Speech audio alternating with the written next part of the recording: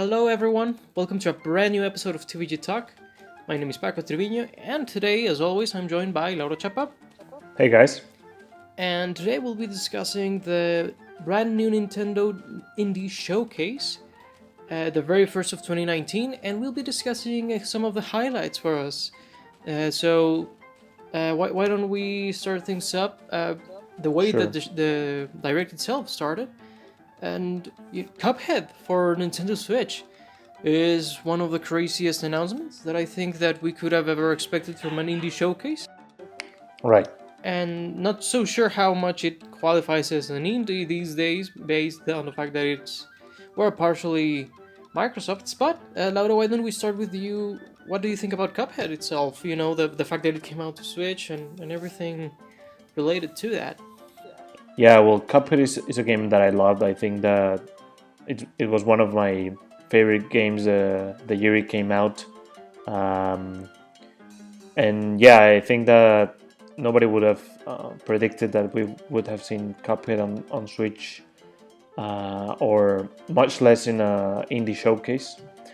I mean, Microsoft have been telling us that they were going to put their games on every system out there, and they're preparing to launch Project xCloud, which is their streaming service for gaming, and they are saying that they're gonna put Game Pass on all the consoles, and some people are kind of skeptical, just because of the fact that that includes maybe putting them on PlayStation and Switch, those services. But we were sort of waiting to see what happened, right? But now with Cuphead on Switch, we know that they mean business, right? And Nintendo has been doing great deals with Microsoft. They've been cooperating on different stuff, cross-playing and putting games on their systems and whatnot. And yeah, I mean, Cuphead seems like a perfect game for the Switch.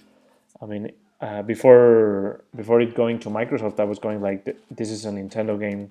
It was kind of weird actually when it went to Microsoft finally, but yeah, it's a game I love, and playing it on the go, it's gonna be great. Yes, in fact, it's so tailored to the Switch that both Cuphead and Mugman are colored like the Joy-Cons from the sort of a basic Switch, but yes, it's a fantastic game, I played it much more recently than you did. I played it just last year on the PC. And it's a remarkable game. I love Contra, I love Gunstar Heroes. This is very similar to that, but definitely has its own spin. Yeah. And I really liked it. I agree with you that it's a perfect fit for Switch. And in fact, based on some of the performance tests that we've been seeing in the following hours, I think it's safe to say, the Switch runs it remarkably. Yeah. I mean, I'm not surprised because Cuphead runs fantastically, even like on really old PCs. Yeah. In fact, I'm currently studying and I didn't install it myself, but in one of the computers at my university, Cuphead was installed. I'm assuming it was from Good Old Games, because it was like not from a launcher or anything like that. Right. But yeah, I was like, what, for real? Like, Cuphead is installed here? And it's like this very, very old, like, Windows 7, like, probably 10 years old or something.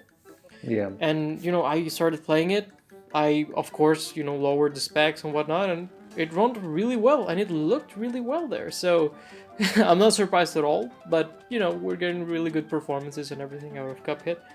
So, yeah, it's a fantastic little game to have on the go. Absolutely. And I'm finally going to play it on a controller much better than the Xbox One pad, because I'm not a huge fan of that D-pad, but I digress.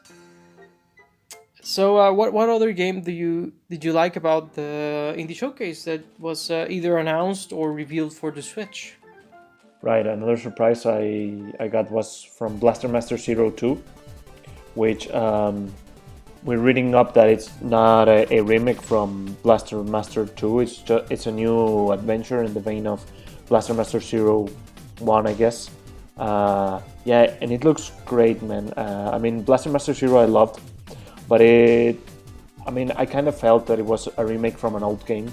Like, I saw gameplay from Blaster Master Zero. I mean, Blaster Master and then Blaster Master Zero, and it seemed like, yeah, I mean, in some ways it looked much better and much modern looking, but the ideas were kind of old to me. But Blaster Master Zero 2 is adding lots of new weapons and abilities and worlds. It seemed really interesting how they advanced a game that was a remake into a sequel, and yeah, I'm really interested in playing this game. Yes, I was kind of surprised, to be honest with you, that it's not a remake. But Yeah. at the same time, I'm very happy for the developers or integrates, because it gives them more creativity, more free range for them to do whatever they want. Definitely. Besides, I'm not so sure that the Blaster Master series went all that hot after the first game. I think that it saw a kind of a decline. Yeah. So maybe it's for the best by all accounts, and I totally agree with you. Actually, Blaster Master Zero is probably the first indie that I ever bought for my Switch, if I remember correctly. So, yeah, I absolutely think it's a great game, the first one, and can't wait for the second one. No, in fact, it's already out. What am I Yeah, it's saying? out right now. Yeah, it's one of those, and it's available now type of things. Right. Yeah, it's a remarkable little game that we got there. Then the game that I would like to follow up with is Cadence of Hyrule. I'm sure Right. that most people know by now, but it's by the developers of Crypt of the Necrodancer, and it features characters from The Legend of Zelda, namely Link and Zelda, and it features like enemies and places from the Zelda universe. And I'm a huge Zelda fan myself. I made it perfectly clear in other videos, but I'm very, very excited for this game.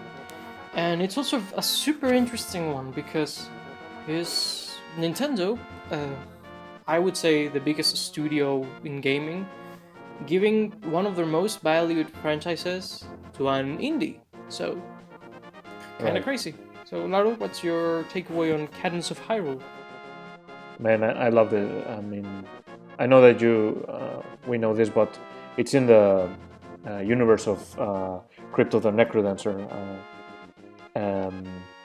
And yeah, I mean, it looks great. I mean, this, apart from looking like a great game and a great implementation of the Zelda IP into another game, I think it speaks great of how Nintendo is sort of letting go of their IPs much more now. Like in the past, this would have never happened, and it seems like Nintendo is sort of accepting more ideas from third parties to include their IPs in games, because let's face it, I mean, Nintendo IPs are some of the most loved IPs in all of gaming, and I'm sure there's tons of developers out there with great ideas to include their IPs.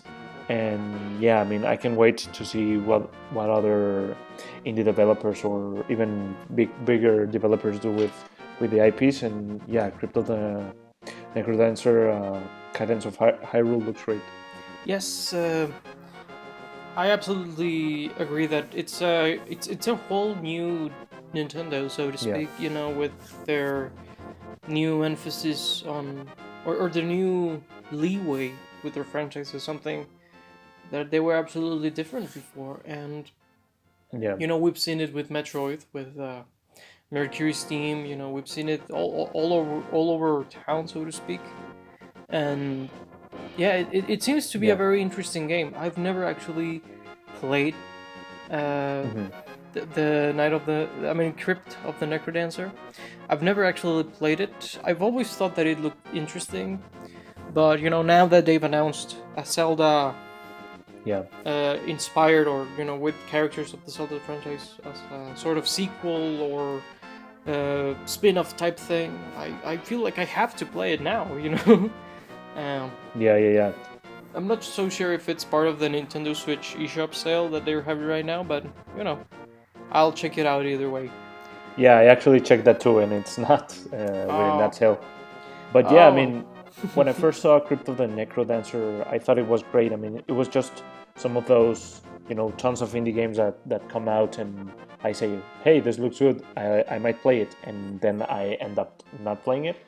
But yeah, now that it has Zelda characters and theming, I'm definitely gonna play this. Yes, I totally agree with you. I'm on there day one as well. So another game that might have stuck with you from this particular showcase. Right. A game that might surprise people that I like a lot is the Stranger Things game, and now we're getting the Stranger Things 3 the game, which is kind of weird because it's not the third game; it's the second game. I know it's from season 3, but the first game was from season 2, so it's the name is kind of weird there. And when I play the first one, the one from season 2. Uh, I thought, well, this is free mobile games, gonna be just wherever, gonna play maybe a couple of hours and then leave it. But no, it was like a full game. I would have paid for it gladly, but it was free, and it's this top-down adventure with interesting puzzles, and yeah, I couldn't believe that it was free, and I enjoyed it a lot. So now with this game, Stranger Things 3, the game, it seems like they fleshed out a lot of the puzzle ideas and the beat 'em up ideas. Now you can play co-op, which is of course great for the Switch. So yeah, I mean, I don't think that this is gonna be a free game, but I think that if they include enough content, you will get enough content for your money. So yeah, I'm pretty interested in this game. Right. Uh, I only really scratched the surface with the mobile one. Remind me, is it an RPG or what was it No, it's exactly? more of a dungeon crawler, like puzzle dungeon crawler, I would say. Okay, you know this new one, especially with the co-op and everything, gave me vibes from Zombies Ate My Neighbors. I don't know if you play that for the Super No, I Nintendo. haven't. It's a LucasArts game, and it's a really good one. It's basically kind of a roguelike, kind of a dungeon crawler, like somewhere in between. Uh, and it's co-op, and you are saving people from zombies. Well, and it kind of gave me that vibe, like maybe there's something similar to that, Yeah. but at the same time, being more story driven and whatnot. But Yeah. yeah, it looked really interesting. I'm not surprised at all by that fact. I mean, I know that you played the first one, but Yeah. even so, the game itself looks interesting. It's kind Yeah. of Yeah. like with that PS3 Ghostbusters game, or with Right. like when a game when a licensed game, you look at it and you go, wow, that's not a cash grab at all. That's a Right. legitimate game, and that's what Mm-hmm. it looks like. Yeah. Yeah. Definitely. And well, I guess that I could continue with my next game that I was Sure. legitimately like was really surprised by, and that's Red Lantern. Right. That game looks so interesting to me. It gave me vibes from all types of games. It gave me vibes from what was it? Firewatch. I'm sorry that the name Right. escaped me, but Mm-hmm. from Firewatch, from Breath of the Wild, even from all these games Yeah. that have this sort of idea of being alone and exploring and surviving and all this stuff. It was very interesting. It has this atmosphere that is super engaging.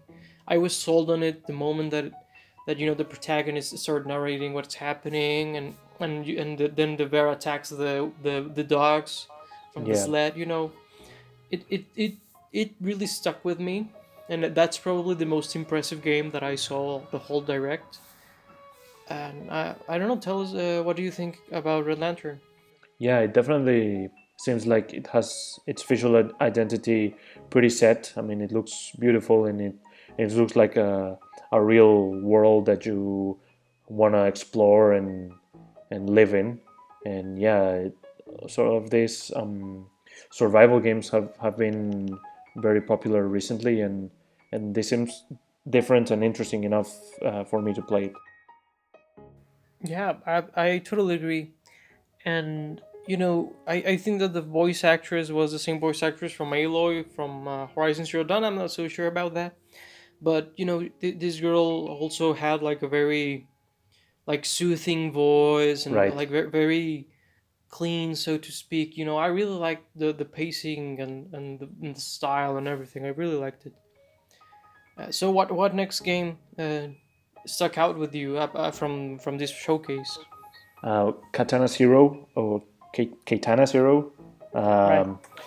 Um, this is like a how would you describe it? Like a platformer, kind of hack and slash, but it has elements of you like slowing down time and missing enemies' bullets, but you die with one shot. You know, it kind of reminded me of old school Prince of Persia, maybe Ninja Right. Gaiden, like Yeah, exactly what I was like thinking. Yeah. right, like you know, recently we had the Messenger, and that had you know some unique gimmicks that made the game different. And I think that this game too has its own unique things for me to play. It looks like fast-paced action, which I love, and yeah, and it's beautiful too. It's like this psychedelic looking game. Yes, I totally get the vibes that you were getting Hmm.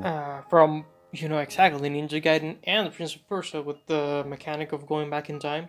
And Yeah, I would throw in their super hot, basically, or mainly because of the sort of like meticulously doing the best thing possible.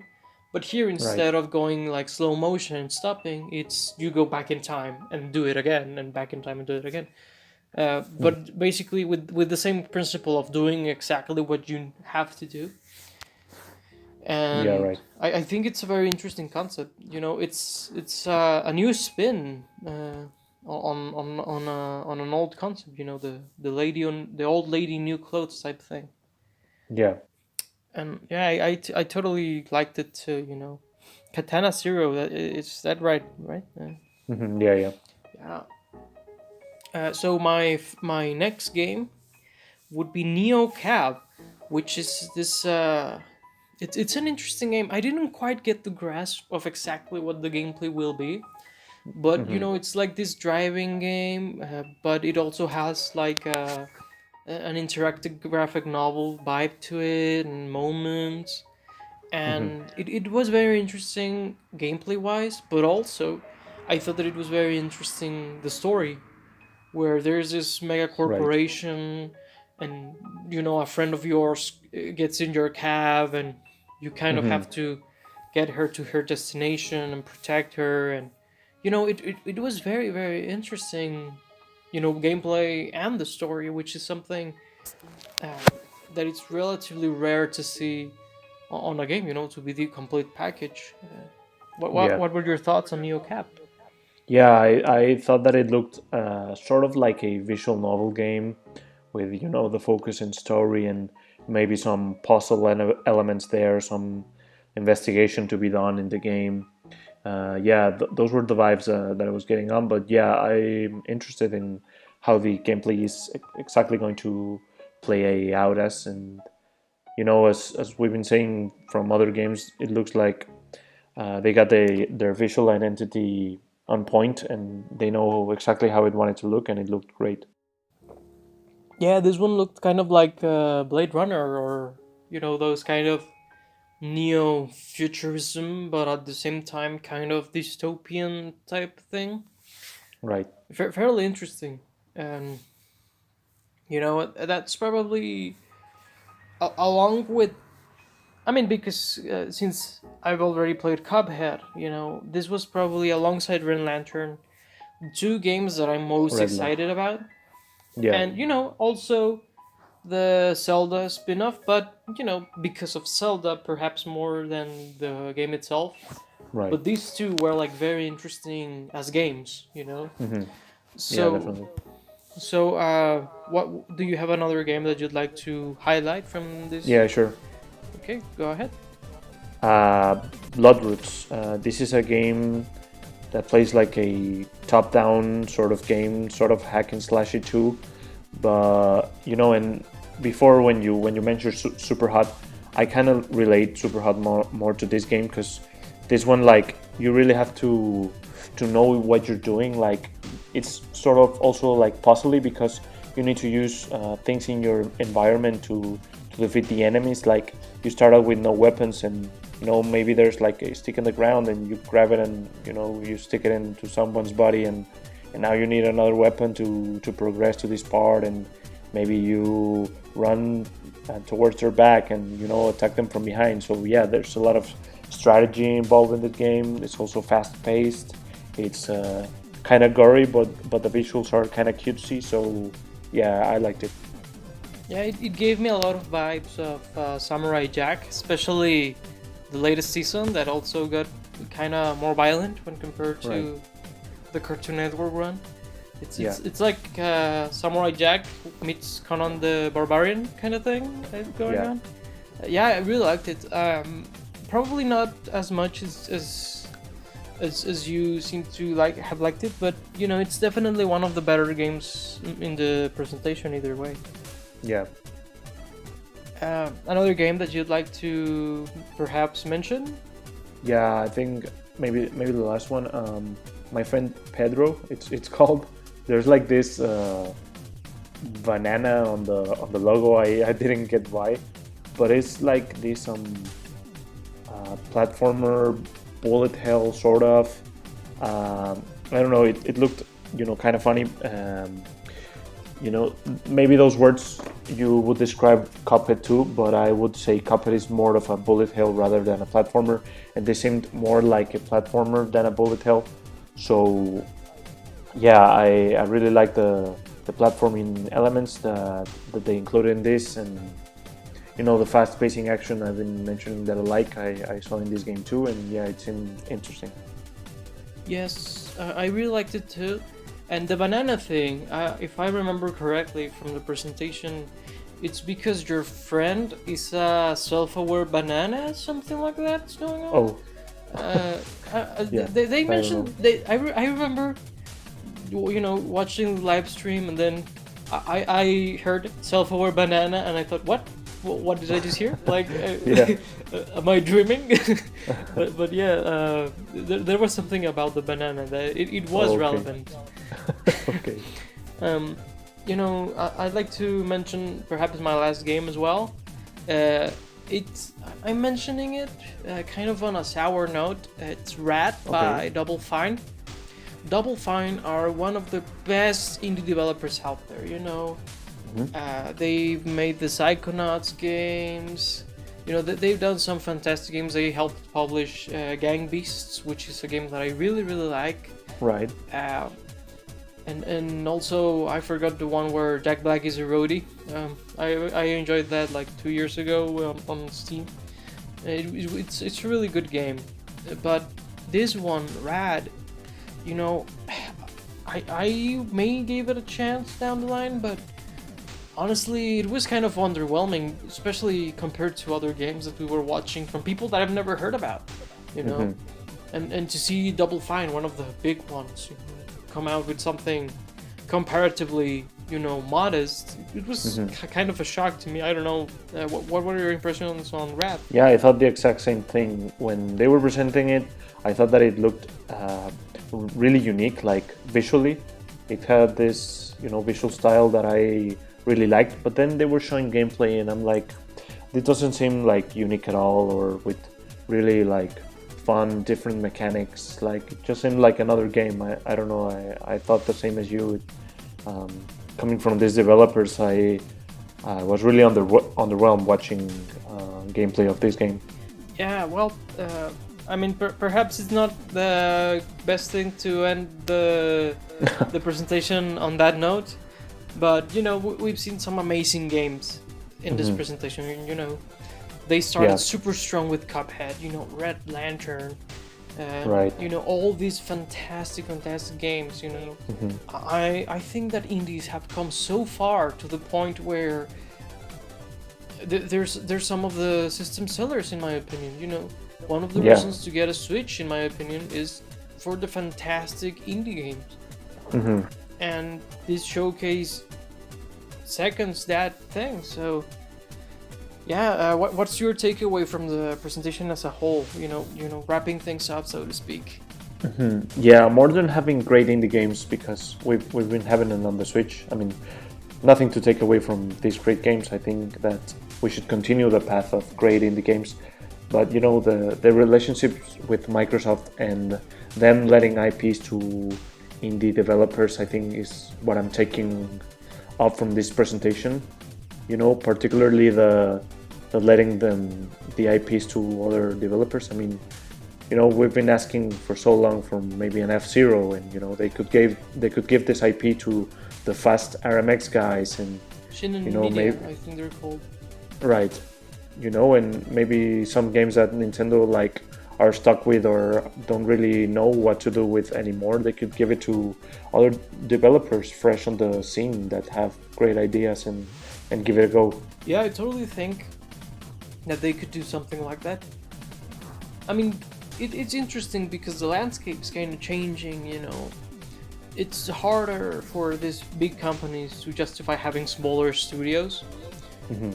Like Nintendo relatively recently closed like one or two of their smaller studios that would do the eShop style games. So I truly think that they could bring in people like that to make games, you know. They scratched the surface with Zelda, but they brought in more and more third parties to make their games to the point where I say bring it. If Nintendo doesn't want to do it themselves, bring someone else and do it, you know. Right. Like you mentioned F-Zero, perhaps other franchises like Excitebike or Wave Race or snowboarding, you know, all these fantastic games that have been abandoned by Nintendo in the years. This has been Paco Trevino. Today I was joined by Lauro Chapa. Thanks for listening, guys. Guys, thank you so much for listening, and make sure to tell us what do you think about the showcase in the comments below. Until next time, bye bye guys.